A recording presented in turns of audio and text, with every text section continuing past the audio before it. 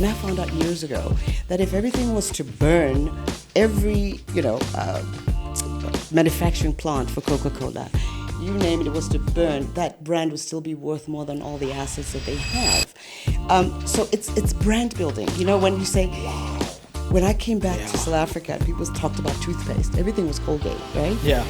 And it's almost like nail polish. It was Q-Tex. Yeah. Yeah. So that in itself. Yes. So it's about building a brand. You build a brand. It's almost like build it, they will come. It comes with that. You must build the brand, not stop chasing sales.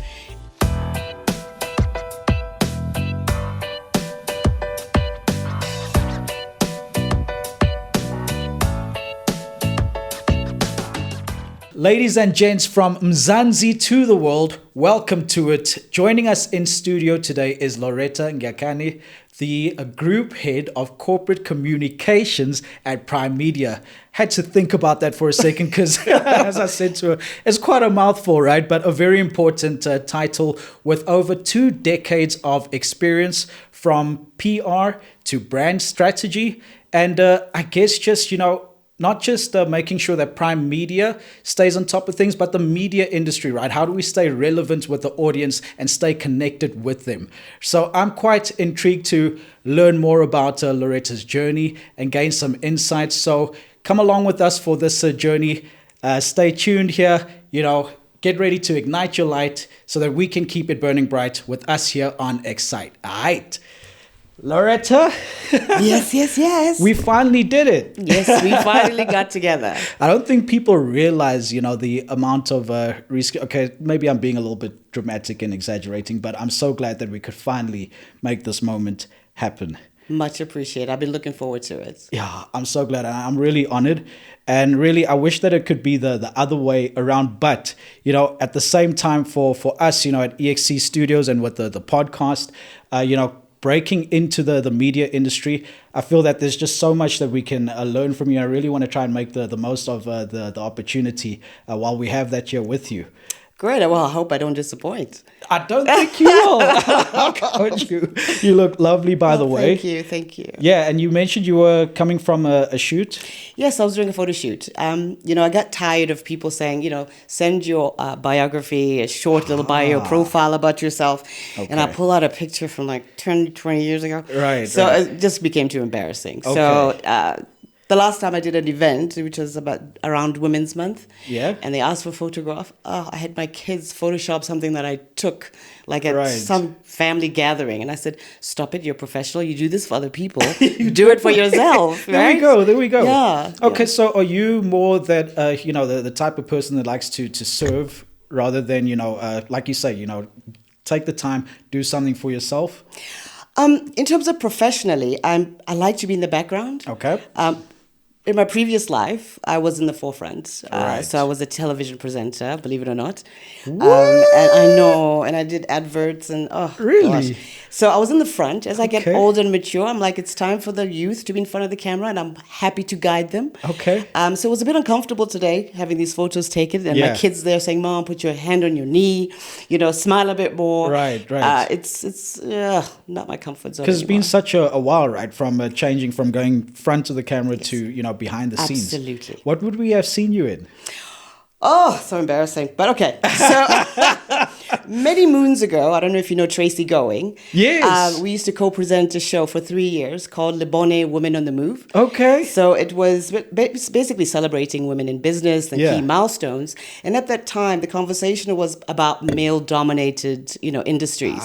So we used to interview fabulous women from across South Africa. Right. About the great things that they were doing in business. And then we had an award show. So, we'd have winners from, various, industries and so on and so forth. Right. So I used to do that, and I used to be the face of brand power, helping you buy better. That I can remember. It was a long time ago, though. It was a long time ago. So now, I see it now. So I'm happy to be in the back. I mean, obviously, I was doing those things while still doing what I do, which is corporate comms. Yeah. That is amazing. Wow. So, okay, you mentioned something about, the interviews that you and Tracy were doing, speaking about, women, I guess, making waves, setting trends in male-dominated industries. Yes. since then, how have things progressed? Like, have you seen vast improvements, or do you feel there are still, certain industries where things could be a little bit better? I think across the board. I mean, a woman has always been secondary to a male counterpart. Mm-hmm. And I think the struggle today has evolved as opposed to actually positions. It's basically the pay grade. Right. That is the fight that we're having today. So you may have women in great positions, but they're earning half of what their male counterpart is actually earning. So we've moved and shifted from being represented in industry to now saying we need to get equal pay. Yes, yes. Absolutely. It seems to be a common thing, right? We had Pinky Majikane on earlier, one of our first episodes. And it was the same notion, with the women's football team. And not just here, but across the globe. Yep. And I think it's also something that has been, protested quite a bit in Hollywood as well. Yeah. Women fighting for, same actresses, wanting the same kind of pays when they have, main character roles. And it's just not there. Absolutely. Are we seeing improvements in our industry locally, in media? I think we are seeing improvements, but I think it's also because the women are taking the initiative to start their own things. Okay, yeah. Entrepreneurship is the order of the day, as opposed to knocking on doors and saying, please give me an opportunity. Yeah. Here's my CV and so on and so forth. And I think we're escaping it simply because we're taking, initiative to start our own, products, services for the industry. But there's still room for improvement. I mean, funding is another thing. You can dream all you want, but if you don't have a funding model that basically puts you in a situation where you're sustainable, you find yourself repeating the same thing over and over again. With regards to funding, right, and maybe not just necessarily for women who want to start something, but just in general, why all the red tape? Like, I feel like there's always just so many steps put in place that are preventative. It's hindering for people, especially creatives, and we just can't seem to get past that. Like, what's it going to take, or who do you go to help you with that process? It is still a big challenge, and that's not just for women. It's also a male issue, and I'm going to use South Africa as an example because it's quite different in Europe and the Americas. Mm-hmm. So when it comes to South Africa, the first thing that funders want to look at is your business plan. And, and you get someone to put your business plan together, but you can't speak to it. So that's the first hurdle, is that you own that business plan. So when you're sitting with whoever's putting it together with you, they must get a great understanding of what it is you're trying to achieve. Yeah. So when you have to defend it, it's almost like a dissertation. When you have to get to a defense mode, you have to use your own words. You can't then, ChatGPT will not be able to help you there. That's right. So number one, it's owning your business plan and being able to regurgitate it without looking at papers. Yes. Number two is understanding who funders are. Where are they? So when you look at someone who's successful that's and how they started, you have that conversation with them to say, once upon a time you were me. Yeah. How did you make it here? Yes. Can you share that insights with me? And then you look in terms of, okay, in this day and age, how do I translate that into my business plan? Yeah. So we always talk about the hurdles, but we never really do a deep dive to find out where exactly is the hurdle. You can't find funding, but before we talk about funding, what is it you're trying to do? Yeah. Can you speak to me about it without papers and things like that? Yes. So it's really checking yourself. Oh, I love that. And on that note, and taking something that you just mentioned, Lauretta, once upon a time, you were me. All right. Oh, my goodness. How did you get to where you are now? And can you give me some of those insights? Wow. I'm an accountant by profession. Really? So I practiced in America for 8 years. Okay. And I hated every minute of it. Sure. But I come from a family where you had to be a professional in something. Okay. And I come from a family also that is full of intellectuals. So I was expected to do something that made me look smart and sound smart. Right. So we have a lot of, my dad and mom are theologians. Okay. And I have, relatives who are doctors. I've got lawyers in the family, but nobody was an accountant. So I figured nobody's going to be on my throat, about why you're doing it this way. So I did it, only to discover very late I hated it. Sure. But I had to finish, right? Yeah. So that's what I did. When I moved to South Africa, I said, I'm not going to do that. It's not who I am. But then what do? You've got to work, right? And I was coming back from America, and South Africa was very foreign to me. So I had to maneuver my way in.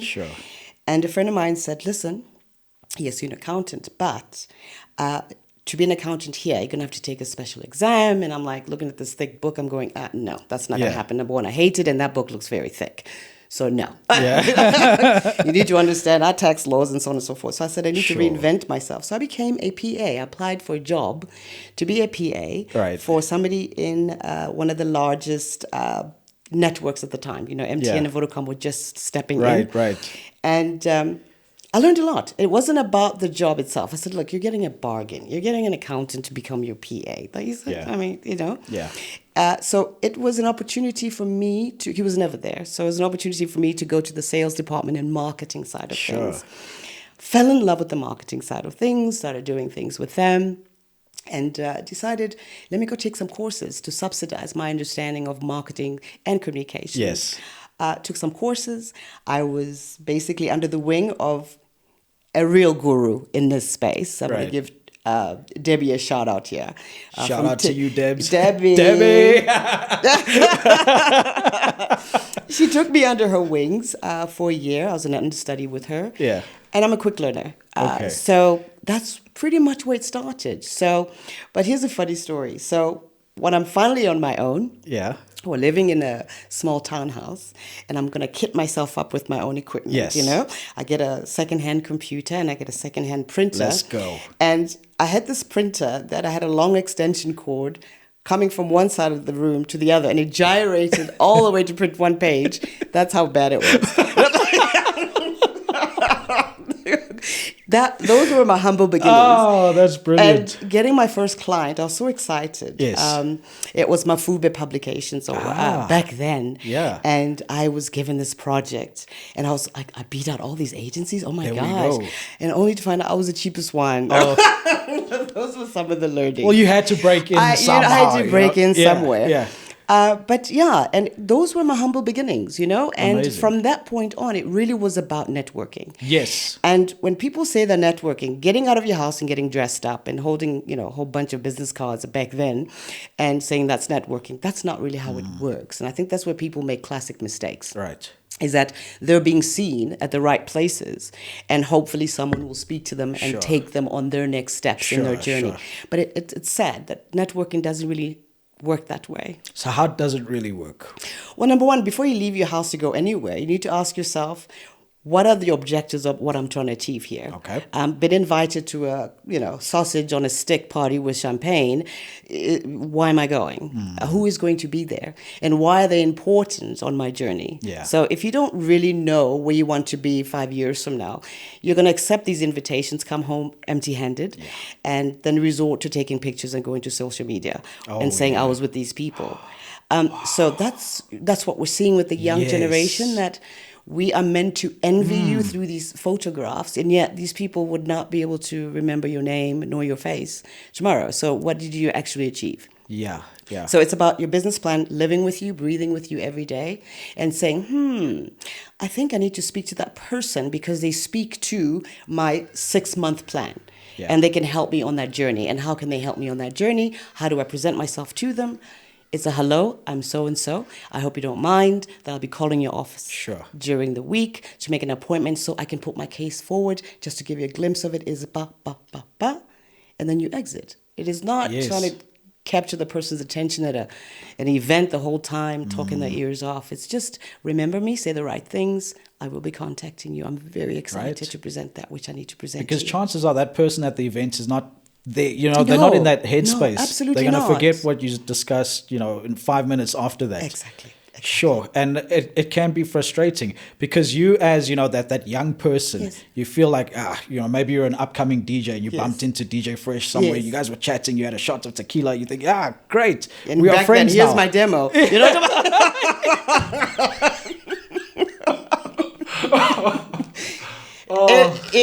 My heart. That was me. I used to walk around with demos, my CDs. Shame, man. We live and learn. Shame. But yeah, I mean, just I think those are some wonderful insights, and I think it's something that I learned over the years as well. When you're going to a place, like, go with like intent. Like, if there's nothing there serving you, or if you can't add value as well, because it goes both ways. Absolutely. Right? It's not just going somewhere and seeing what you can take for it, but how can you also add value? Absolutely. And then that makes everything just seem a lot more, or make a lot more sense. 100%, I agree. Yeah. So it's blowing my mind right now that you said that you came here from the US. So born in the US? No, my parents went into exile. Okay. Yeah, it's a long story. Like a movie. I know. It's almost like a nightmare sometimes. Really? So my parents were exiled. So we ended up we started in Botswana for 2 years. Okay. And then from there, my dad was given an opportunity to either take us to Germany or to the United States. Well, because none of us spoke German. Yeah. And again, with that hint of our history, it was a bit not so sure. Right. So he chose America, and hence we ended up in Chicago, which is my favorite city in the world. It's my favorite city in the world. And I thought I was going to spend the rest of my life there. I became a citizen. Well, we got our green cards and we became citizens. Yeah. And I met a South African man. Okay. And then that's how I end up here. Back here. Yeah. Okay. It was quite funny. On the way here, I was listening to Kanye West, but his old album, College Dropout. So yeah, just shout out to Chicago, Chi-Town. 100%. Oh wow, Lauretta, with the changes, right, from networking, how we went from handing out business cards and things like that. Obviously, it's not really so much a trend these days. With you being somebody at the forefront of putting together events and things that present these networking opportunities, what are things that you want to see people doing in the room that they are not doing? I'll give an example. Maybe it's something that you see as well. When we recently attended Fashion Week, I think one of the organizers or one of the people from the sponsorship side were complaining that the people that they invited to be there, like the influencers and the celebrities or whatever, are not doing what they wanted them to do. Yes, we want to see you guys taking pictures and things like that, but it shouldn't be the focal point. We're not connecting. So we spent all this money on this party and everything, but nobody's enjoying the party or just making the most of the occasion. Yeah. The influencer story is quite interesting. Right. Looking at a database of people you don't know and saying they have so many followers, they have so many likes, and how much they charge is not the route to take. Right. It's about creating relationships. It's about taking these people, select people, who will represent your brand according to your values and the mission statement that you basically say you live by, right? You take them into your confidence, show them exactly who you are. For example, at Primedia, I would take influencers, walk them through 947. Who is 947? And then break it down. You've got the morning breakfast show with Anele and the club. What do they stand for? What exactly do they talk about? They have limitations in terms of what they should be speaking about. Sure. Then you take them all the way to the afternoon with Tando. It's completely different feel and vibe in terms of how that works. Take them to 702. You got Bongani in the morning, who hands over to Clement. Complete different style of presenting. You've got Relebogile Mabuja in the afternoon, who takes you on a lighter note, more serious when it comes to family life. It's taking them on that journey to understand who we are and what each brand stands for and what each sub-brand stands for.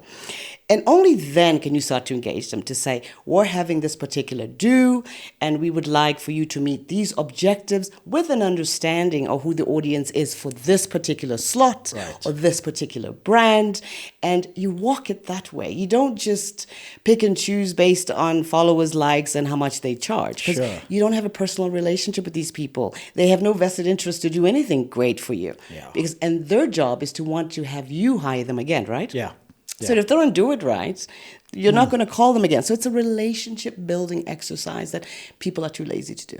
And are things changing with regards to the usage, people making use of, brands making use of other influencers? Have they seen that maybe it's failed more than it's been successful? Yeah, it's quite controversial. And I'm going to be honest, from where I sit, my point of view is it's a cop-out. Utilizing influencers is a cop-out, and it's a cheaper route than literally looking at above-the-line marketing budgets. You need to really look at your brand and say, it is here at point A. For it to get to point C, these are the things that I need to do. So you cut corners and start utilizing people in order to ultimately sell. So, back in the day when I was starting out, sales and marketing were lumped together. Yes. The separate beasts. Yes. Marketing is supposed to, it's almost like a serve. Right. That's right? Exactly well put. And I'm helping you close the deal, but I'm not closing the deal. You are. Yeah. So I'm setting the foundation for you to go out there and sell. Yes. Right?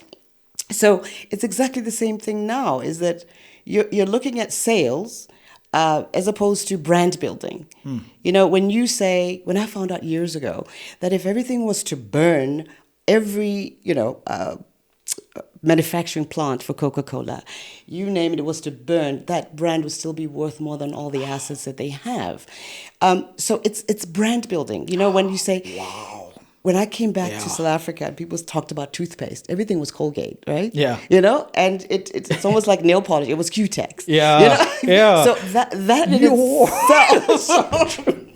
Yes. So it's about building a brand. You build a brand. It's almost like build it, they will come. It comes with that. You must build the brand, not stop chasing sales. If people believe in your brand and the brand promise, they will come because they're not disappointed. Now, you're using influencers to tell stories that are not truthful. Yeah. And when you have the same influencer tomorrow signing with a different company for a similar product that you're selling, and half the time they're not even signing, forms in that regard.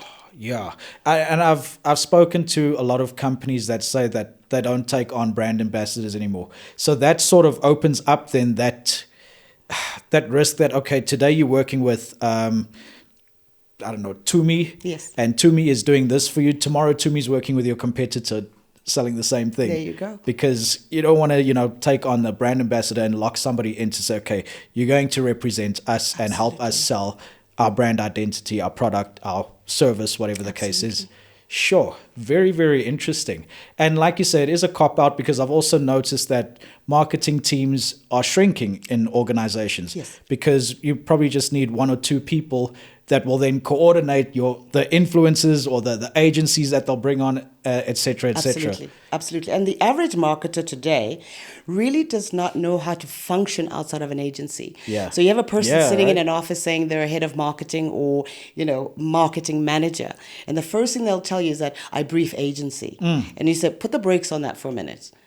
Tell me what you bring to the table. Because if you're just a middleman, why are you here? Because the company can just go straight to agency. Yeah. So our marketers don't quite know what they're doing nowadays. They're quite junior. Yeah. And just a side note, I was today years old when I just discovered that Q-Tex is just the brand and not nail polish is the product. Yeah. Sure. Huskies. Yeah. I've always just noted as that, but but it's like you say, that's brand power. Absolutely. Right? They dominated that space. People it was a household name. Yep. So everything nail polish related, doesn't matter if it's called something else. Absolutely. It's Q-Tex. Yeah. Just the same way you mentioned Colgate as well. We'll either say I need to go buy Colgate or Aquafresh, yes. Those are the only two toothpaste. Everything else, sorry guys, we see you, but we're going to call you this. There you go. Sure, yeah. Lauretta. No, this is just blowing my mind, man. And then, so I loved how you started breaking down, your journey with an influencer when they come in and you show them, okay, the radio station or 947, these are the shows and these, the landscape and the flow of that. I'd love to hear more about the strategy that goes behind that. What do those discussions look like in the boardrooms when the team sits together and say, these are the personalities we want at this time slot? How does that generate? How does the brainstorming Brainstorming ideally should look like this in my eyes, or in my view, is that you've got the operations team that basically speak to the balance sheet, that speak to reaching revenue targets. So they need to be in the room because they are steering the ship. So you need to have a better understanding of where we're going. Okay. You know, if we're looking at quarterly, this is what we need to meet. How do we do that? You have marketing, because then marketing understands where we are going as a ship, steering it. Yeah. And they go, what marketing plans can we put in place to support that? Then you have your brand head, who basically looks at the brand or brands that encompass this particular strategy moving forward, business strategy that is. Right. And then you've got a person who's got to communicate this. And I always say the communication part for me, which is where my expertise lie, I always ask very simple questions. What information do you want to communicate? Who do you want to communicate it to?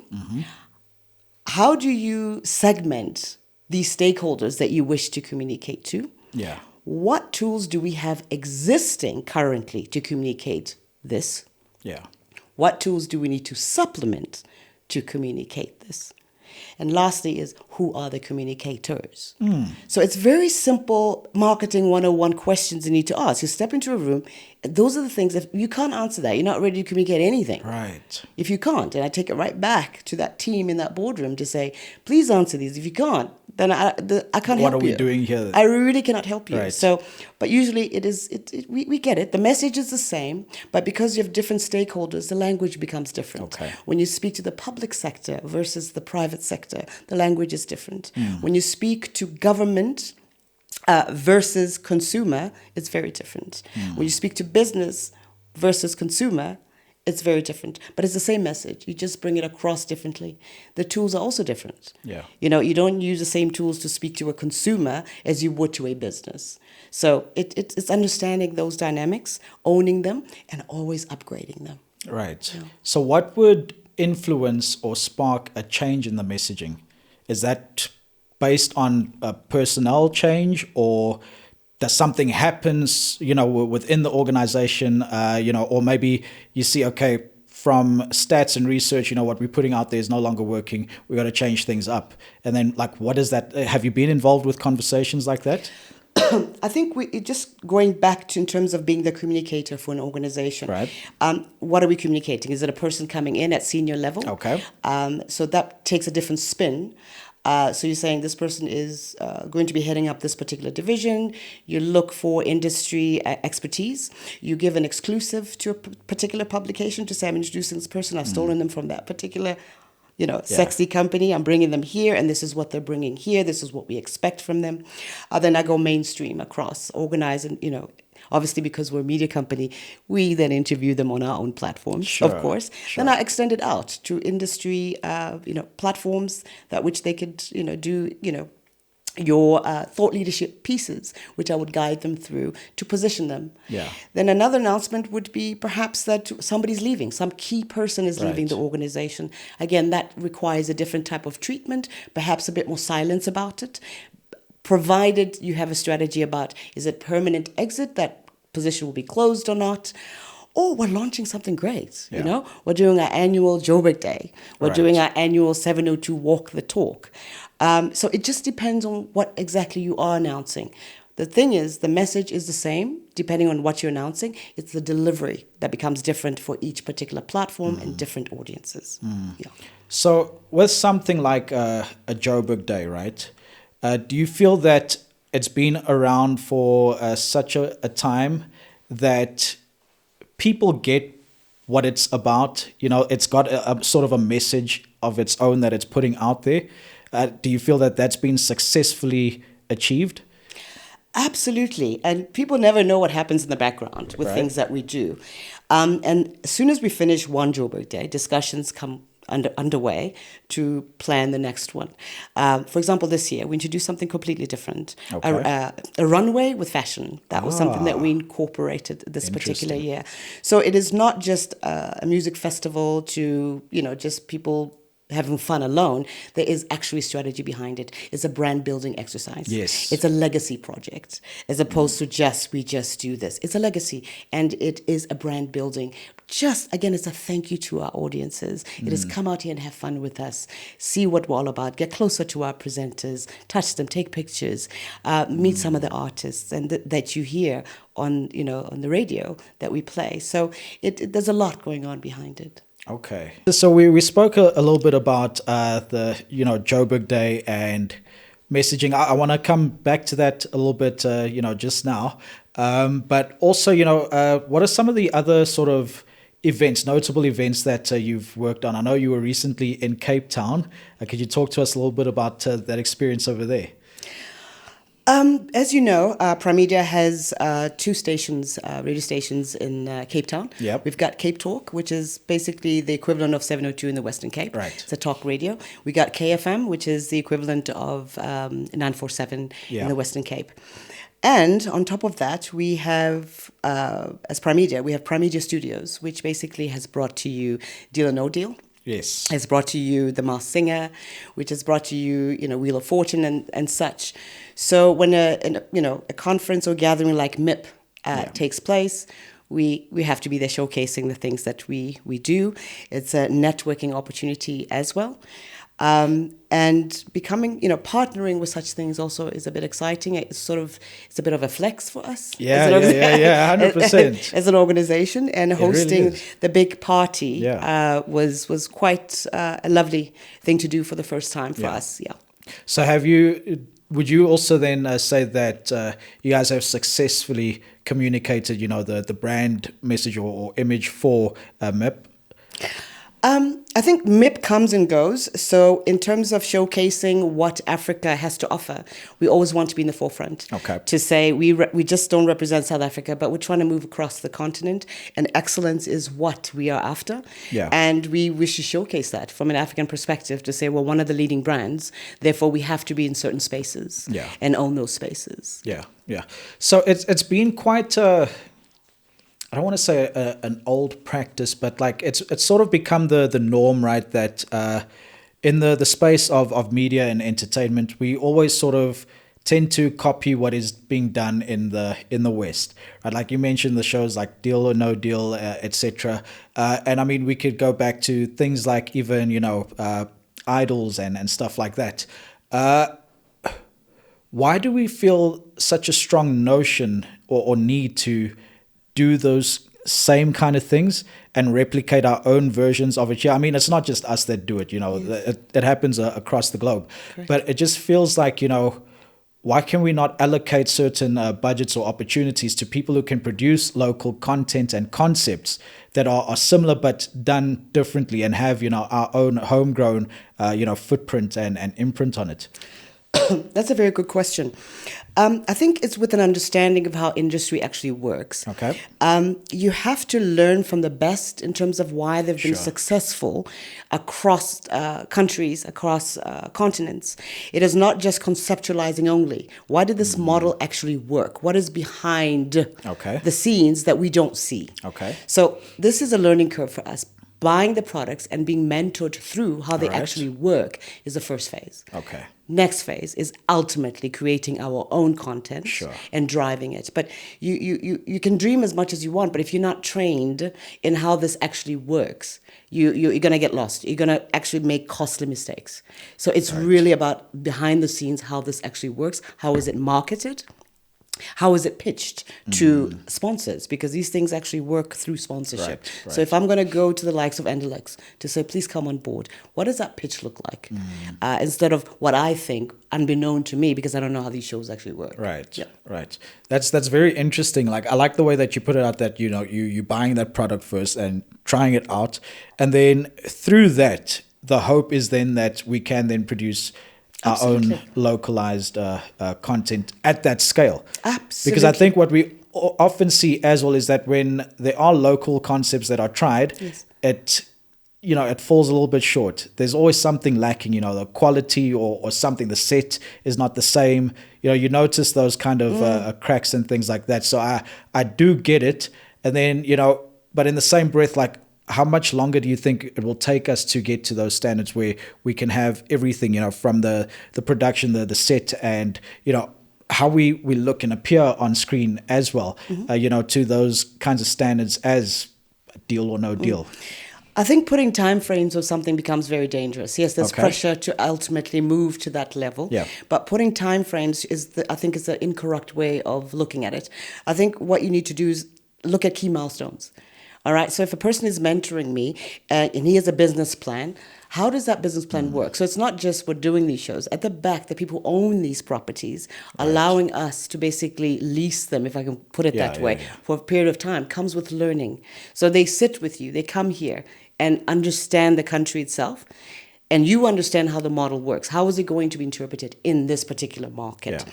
So setting timelines is lovely, but if you're not meeting the key milestones of saying, okay, we've got camera people that actually understand how these type of shows need to be filmed. Sure. Are they ready? Sure. Number two, do you have people that can put together sets locally that are sustainable to carry this show for 26 episodes or 180, whatever it may be? So it's not just the pretty stuff that we see. Yeah. There's a lot in the back. Script writers, do we have the people that are ready to speak to the audiences in the language that is appropriate to the particular audience? So it's a lot that happens in the back until you can say we are ready to go full big time locally. Yeah. And it's always good to be reminded and hear these things, because I think also on the other side, as the young creator or somebody who's pitching, you don't think, you just think, man, but they got why they, but there's a lot of things that you actually need to consider before greenlighting something. Absolutely, I agree. And I think one of the things that we forget, and I come from, again, in the States, back then, when you were going after an internship, you did not get paid a penny. Oh, yeah. You had to even find your own money for transport to get to that. And you fought to get that internship. So when I moved here, and the tables were turned that you must pay someone to learn from you, it felt it was a bit harsh, but then I looked at our history and I had to take that into account before I was too judgmental. But it's taken that initiative to say, I don't always have to be paid. You're not bringing value to anything. So people will most likely share information freely when they know that they're not paying you anything. And that's what Debbie did for me. Hey, Debs. Hey, Debbie. So she freely spoke in front of me, in front of clients, potential clients, and so on and so forth, because I was not on her books.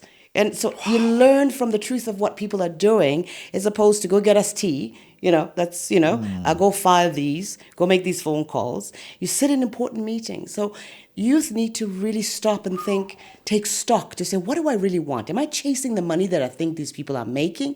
Or do I want to express myself, be myself while making money? So it's those, be in those spaces. You don't always have to be paid. You're not bringing anything to the table. So why must I now write a check? Wow. No, you're so right. Harsh, right? No, you're spot on. But the reason for my reaction is because I've experienced, I've dealt with it. Yes. I've seen it. So I get the minds, as you're explaining it, I'm literally seeing faces, they treat every situation like a job. Yep.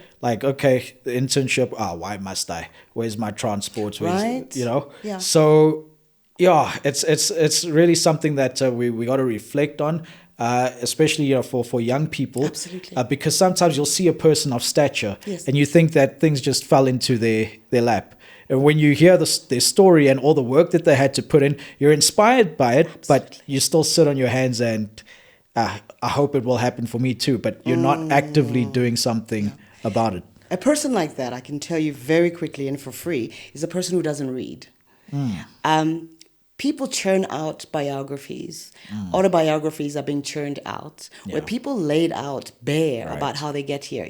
One of my favorite books ever was Losing My Virginity, with Branson.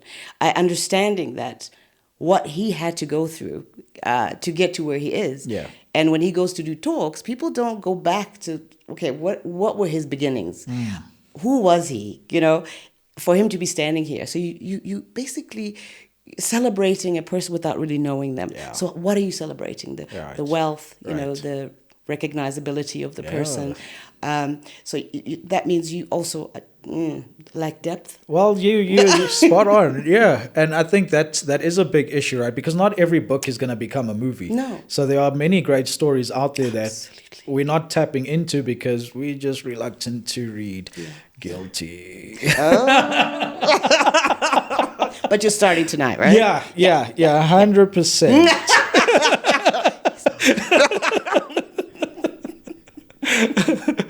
So, Lauretta, having been in this industry for such a long time, have there been moments where you felt frustrated with things happening in the industry? And what have been some of those, frustrations? Like, do you have any at the top of your head right now that you'd be like, this time? Yeah, well, I think for me is coming in from outside, having been gone for so long as a child, I had a clean slate. So I came in here and looked at things for what they were. Right. Because I had no background to lean on, right? So I've watched just the country itself evolve. I remember when I first got here, you didn't have the type of, for example, the trees turn the orange color now. Yeah. And we didn't have that when I first came back here. We didn't have that, and I was beating myself. Why is that? And my husband said because they're planting non-indigenous trees that are growing here very fast, and they do this because they're not indigenous. That's interesting. And I found that very interesting, right? Is. And I say that to a local, said, "But your trees have changed." No, you're tripping. No, it's not. And I'm like, okay, it's fine. So having watched just the changes, using that as an example, watching our government also change, watching how access to what we were closed off to actually means and interprets to. I mean, when I had braces twice in America to straighten my teeth. Right. Never wore my retainer, so they shifted again, right? Yeah. And I'm seeing braces are like the thing now. Everybody's getting braces and so on and so. Those are little things that kind of tell me that the evolution of South Africa, the story that we're telling. But the deep change is when I first started here, everybody who was a secretary was a PR person. Right. Like when they say, I'm going to go on my own, right. and they said PR. Without an understanding what PR is, people take events and call them PR. So there was no clear understanding. These were event managers, people that could, put on events. And that's wonderful. I love events. But it's not public relations. Right. And for me, the evolution of, in my personal experience, being a crisis management or a fixer is, hey? It has evolved. Okay. In that we are far more careful to take on clients that are in crisis without doing proper due diligence, because as you can see what's happening today, the environment that we're in, what is that song? I always feel like somebody's watching. Yes. So there's that underlying feeling that we have that we need to be cautious about who we attach ourselves to. And also it's about integrity. It's really about, it should be about the money, because if you can't sleep at night because of what you do, you probably shouldn't be doing that, right? So I've watched that crisis management space evolve, and the handlers of it also evolve. Right. I'm seeing upfront and visible as a young, impressionable person trying to make it. But the real fixers, you don't know. You don't really know them. That's very interesting. Wow. Sure. So there feels like there's so much that can be uncovered or needs to be uncovered, within that. Do you feel that at all that the media landscape in South Africa is heading in the right direction? Do you feel that, there is a huge responsibility from the media of what is given to the people, the messaging and what we feed, the youth in particular? Do you feel that it plays a role in our behavior? Absolutely plays a role in our behavior. Right. But behind that, there's a bigger concern in that when you look at your Amazons, your Microsofts, and Netflix and so on and so forth, that take billions out of Africa every single year, to where, your big media broadcasters cannot compete. I mean, we see what's happening with multi-choice. It's there for us to look at. We've seen what's happened to SABC itself. Sure. And Primedia is not immune to the impact of that. So it's really about regulation that we need to start. If we are not regulating to protect our own territory, then we're never going to win, because then it's going to be, one media stable against another media stable, as opposed to we know where we should be competing. But when it comes to protecting the territory, it should be a combined effort. And government must come to the table and say, what are the global best practices in order to protect? Now, when you have, a brand that is paying influencers from other regions or other territories in the world and looking down on the likes of Africa, saying, even though we're utilizing your content, we're not going to pay you for it. Or the math is very different. Right. And that's where you're powerless at broadcasters. It's regulation that must come to the fore to say, under these circumstances, what do you think should happen? Wow. Let's have that dialogue to protect our territories. So that dialogue is not in existence yet? Or? It is and it isn't. Okay. The shift in ministers also causes a bit of friction. When you have a minister who's exiting a particular portfolio, had a particular view, and a new one comes and takes a different direction. Right. That's also quite disturbing to keeping things going. But we're hopeful. Yeah. So you mentioned that, with all of these things happening, right, that Primedia is also sort of, exposed to the impacts of it. Absolutely. Right? But in the same breath, it seems as well that Primedia over the years have been able to adapt and navigate through all these challenging circumstances. What do you think the key the key to that is? Well, when you yourself recognize that you have peaked, I mean, we are leaders in radio, have been as a broadcaster. So we've reached our peak. So then it's, where is the next best thing for us? Okay. Where do we then diversify to? And hence you see the studios that are there. You see Primedia Sport, which is also in our building. So it's diversifying your portfolio. You can't put all your eggs in one basket if you intend on being here tomorrow. Right. Yeah. Hey, very interesting. Sure. So speaking of, where we would be tomorrow, you mentioned some of the things, happening at Primedia, and some of the scary things, with happening with MultiChoice and with the SABC. Is there cause for concern for, these companies, for our local content creators, for just broadcasting as we know it? Like, what does the future look like for us? It is a cause for concern. Very much so, and we don't take it lightly as an industry, not just speaking from a Primedia perspective. And it is literally like I said, if regulation is not coming to the table to basically say, what challenges do you foresee in the future? And what does artificial intelligence actually mean to this particular space, and how are you embracing it or are not embracing it? I mean, it's a conversation that people are having a hard time with when we talk about AI, because an average person walking doesn't quite understand what AI is. Never mind AI. When we talked about the fourth industrial revolution, nobody asked the question was, where did the first one start and end? And when did the second start and end? Sure. And when did the third hand over to the fourth? Yeah. So we're not asking those questions about AI either. When you say AI, people immediately say Chat GPT. Right. So where we're having conversations in the workplace is, what role should AI play in your particular division? Yeah. There's no blanket solution for anything. So you talk about human capital. What tools do you need to improve, innovate, and inspire? Look for the AI that is HR, human capital specific. Right. There is no number one fix at all. When you are in, we just launched a version 2 of our streaming services for our phones. And it speaks to that. There's an innovation in that. And you take a step back and looked at the Netflix and the story of Netflix and how it came about, which is very interesting. Yeah. And the Showmaxes and all the ones that have been winning. Now, competitors coming in, from the side.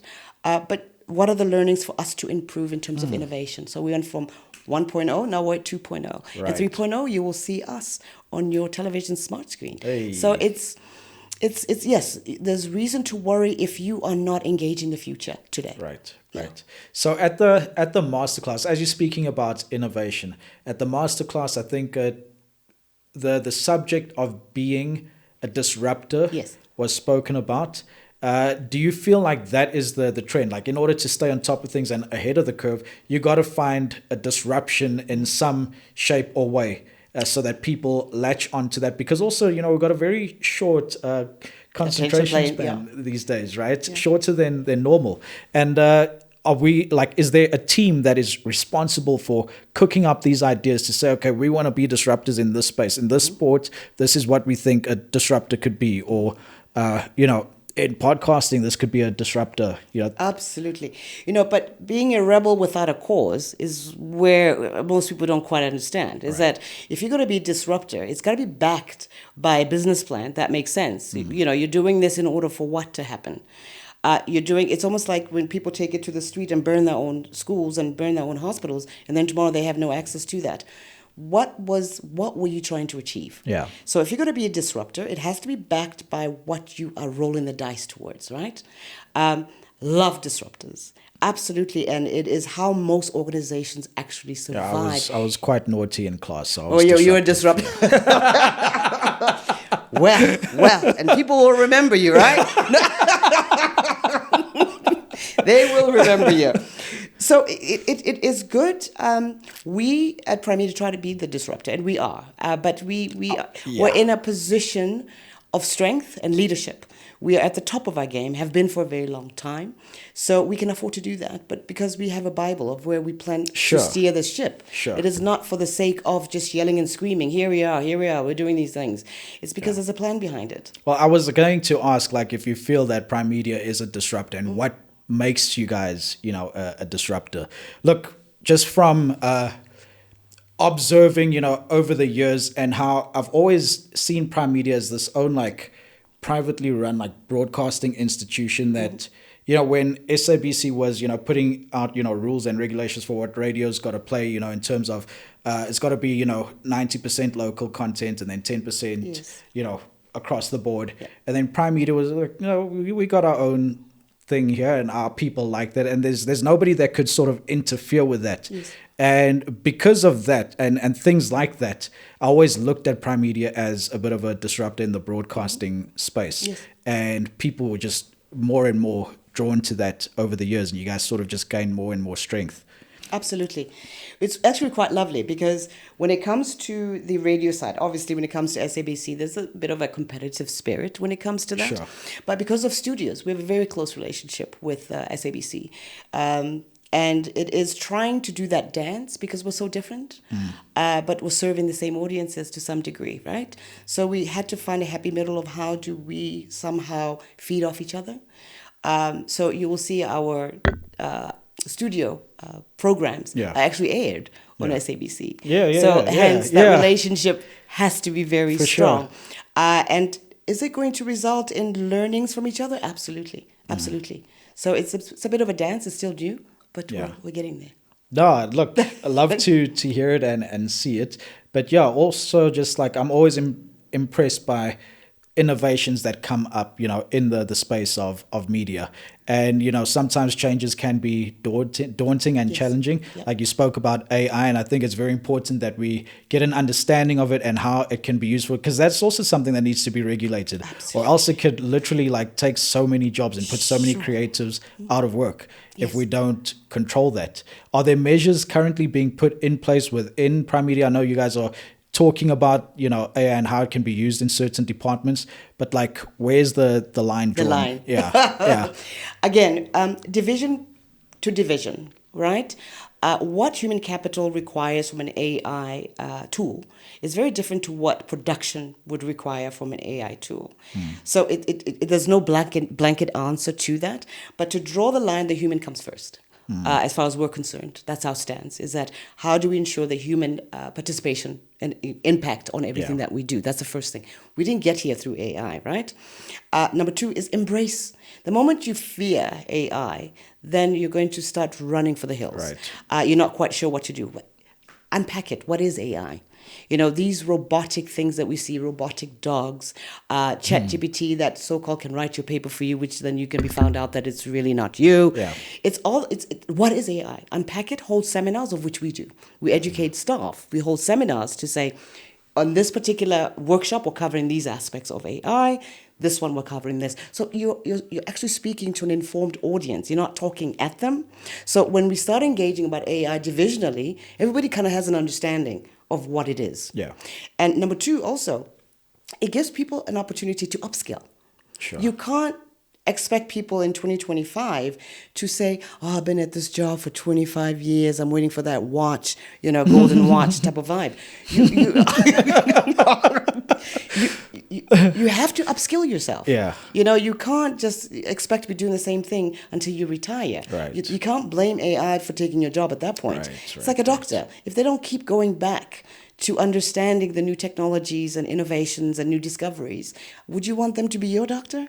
No. I wouldn't, No. right? So same with your job. Take it seriously. Upskill yourself. Yeah. No, for sure. And then, with that, right, I'm sure you guys have already, probably for a long time already, been planning ahead for 2026 and certain, key points of the year, what you guys want to see. Like, how does 2026 look? Or maybe even like, what does the media industry look like if you could predict and project, by the time we get to 2030? I think the late digital uptake of media is a problem. When you have print waiting for their numbers to dwindle before they take action, tells you that their business plan was very short-sighted. Nobody should in the industry should be looking at digital or technology or AI as a threat that they did not see coming. Right. It was always there. You just deferred it, and you deferred it for too long. So now you're going to have, what's happening with the print is that, how do you digitize? And if you didn't do it early enough, you have a lot of catching up to do. Sure. So if you don't do that, we're going to see a lot of publications basically disappearing and never coming up again. When it comes to radio, I think, personalized is what people are looking for. Okay. Indigenous is what people want. People want to be spoken to in the language which they're most comfortable with, which is an opportunity for SABC. As you know, note, the biggest station is a vernacular station in the country to start with. But then how do you take those people on that journey with you into the future, as opposed to serving them the same, porridge that you've always been giving them? It's like, how do you elevate them to, not that there's anything wrong with porridge, but these people are having children who are exposed to technologies of which their parents were not exposed to. Sure. So how do you make that transition and bring these people along with you, striking that balance? So, and that is not something somebody's going to think up in the middle of the night and write it down. Yeah. It's teamwork. You bring the entire team together and you workshop this over time, not over one weekend. It's over time. Wow. And you have a facilitator that assists you in that, because you are never going to criticize yourself, are you? So you need an outsider who's going to tell you exactly what you're doing wrong or right even. Yeah. So it's facing yourself in the mirror that way. And those who don't, we're not going to be there in 2030. Yeah. We've been warned. Careful, guys. Sure, but I mean, it's so true, right? And things, especially now, are progressing and changing at such a rapid rate. Absolutely. And we just remain so distracted, often with things that happened in the past. Yes. We're so focused on things of yesteryear that we're not seeing the changes unfolding before our faces in real time. Yes. And before you know it, if you're out of work or out of business, you can't say you didn't see it coming. Well, actually you can, because you've been focusing on the wrong things. Yes.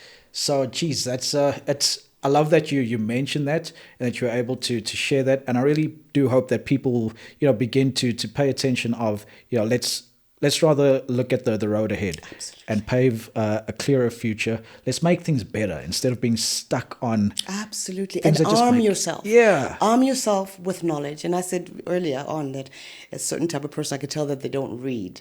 Some people just read because they just want to be entertained. Right. And that's fine. But I think it should be an 80-20 rule for you. 80% of that should be things that are going to help you become a better person. Number 2, things that are going to propel you to do better for yourself, and also to understand the world you live in. You don't live in a cocoon, right? So understand the things that happen around you so you can make informed decisions. Yes. Educate yourself about something you don't know. You know, instead of just dismissing things because you don't understand them. Right. Take the time out to understand them. Yeah, yeah. Take the time out and ask someone. That's such an old school philosophy to Right? just dismiss something. I don't understand that. I know, it's dumb. Yeah. Yeah. Exactly. Yeah, so it's sad, but it happens. Sure.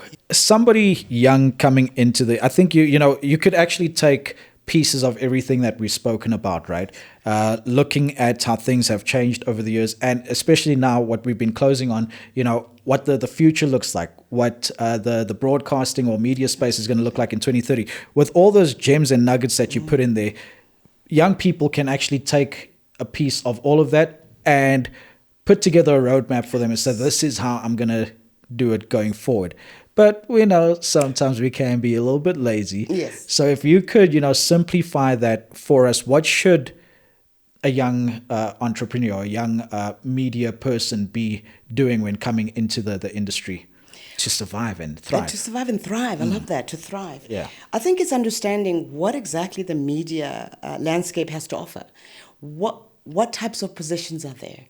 And again, put that on one side of the equation and look at your strengths, your weaknesses. Do your own SWOT about yourself. What am I good at? What am I bad at? What are the opportunities, and so on and so forth.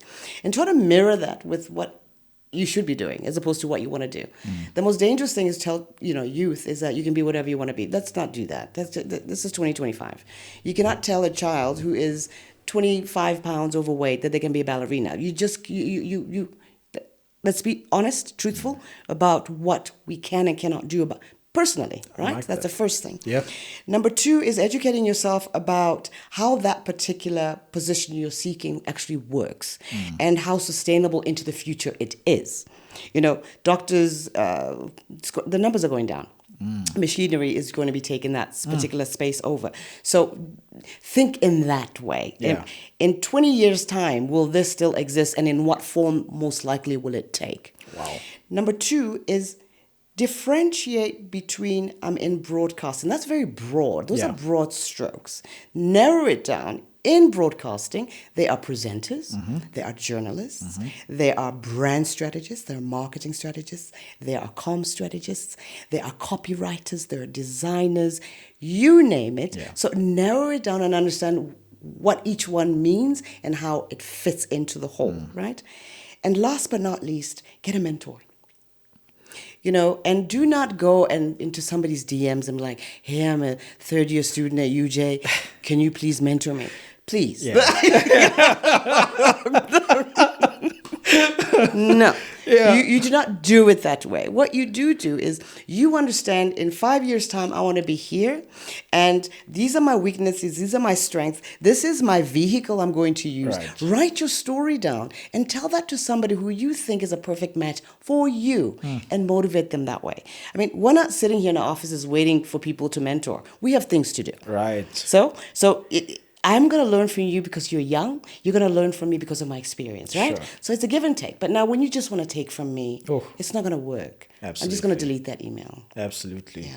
That's very important, right? As very. Young people, like I said earlier, right? When you're going somewhere, go with intent. Absolutely. Not just what am I going to take, but how can I add value? You said that in the beginning, didn't you? Mentorship. Yes, it's a two-way thing. Right. It's almost like communication. In the yesteryear, it was a one-way thing. We speak at you. We talk at you. Yeah. Today, it's really you solicit as well. Yeah. It's a give and take. It's a two-way communication. Yeah. So, any messaging that you think people don't need any more of from the media? Anything that comes to mind? Ooh, propaganda. Yeah. We've had enough. But identifying it becomes difficult for a person who's not in that space. So it's about verifying, information. There are verifying tools on the internet where you can feed a story into it and it can tell you its origins, it's bogus, it's real, and so on and so forth. Right. So if you don't have the eye or ear for something like that, put it through those filters, and it will tell you if it's fake news or not. So I think equip yourself. This is where, again, technology is your friend. Utilize it in that manner. Not look at it as a challenge or, a threat to your career. Yeah, absolutely. And then on the flip side of that, any messaging that you think we should be seeing more of as a country? I'm not quite sure that we should be seeing anything. I think we need to start sitting back and saying, where are we as a country? Where do we wish to be instead of dodging bullets all the time? Yeah. And then message according to that. It goes back to that business plan. Yeah. Bring us into your confidence as our government, right? And say, this is where we're steering it. Are we going in the right direction, the bad direction? Messaging comes thereafter. Otherwise, it's propaganda again. We're back to square one. There is no single message I need to hear from anybody. I just want to know where you're taking us, what tools are you utilizing to take us there? And please, hello, can you take my input with you? Yeah. Can I be part of the process? Yeah. I can't be the subject in what you're doing. Yeah. Yeah. Look, I completely agree with you, right? And I don't know if you could rope this into propaganda, but I would like to see, from a personal point of view, less and less messaging of, racial incidents and occurrences, right? Not because it's something that we should overlook and pretend it's not there, but I'm a firm believer of, life and death is in the power of the tongue. And the more we speak about the same issues over and over, the more we're breathing power and life into it. And it just never goes away. So no, not ignore it. Let's actively do something about it, but let's change the messaging. Let's not make such big stories over it. Maybe we play it down a little bit, again, but it's such a sensitive thing, because the wrong people could slay me in the comments we can't just ignore it. No, we're not ignoring it, but we want to improve. We want to move forward as a nation. I think I agree with you, but I'm going to take it a little bit further. All right. When you have people that are very injured, yeah, they're going to always bleed on everybody they run into, right? Right. So I think it's not about the messaging. I think it's about creating safe spaces for people to have this dialogue, right? That's good. Have this dialogue and talk about the positives that came out of that dialogue. So you counter the negative discussions that you're having. So you have positive news that you didn't cook up. Yeah. We are doing something in this community. This is what's happened. This is the progress we've made. And that becomes the message, right? Yes, because for every, bad, there's certainly good. Absolutely. So we can get the message of look at, these different communities, different people, and different ambassadors, colors. Yeah. Ambassadors of that. So let's do the work. Let's not pretend we're doing it. Let's actually do the work. Yeah. Yeah. No, absolutely. Lauretta, it has been fantastic having you on. You look fabulous. And just here's to another 20, 30, 40. How many more years are you going to do this? Many. Let's go. Many. No, it has been such a pleasure having this chat with you. Yeah. And I look forward to the future and seeing how far we get. It's flown by, man. I want to talk some more, but okay, we'll do that again at another stage, right? Thank you so much. There we go, guys. Ladies and gents, from Mzansi to the world, we hope that you have been as intrigued as we have been and fed the way that we have been fed, right? So here's to looking ahead. Let's embrace the changes, right? The future doesn't have to be daunting. There are tools given to us to navigate through it and to make it work for you. So take it on, man. Take it on your chin. Until next time, guys, remember to keep coming back. Stay locked in here with us where we ignite your light so that you can always keep it bright. This is us here on EXC-i8. Thank you. All right. Thank you.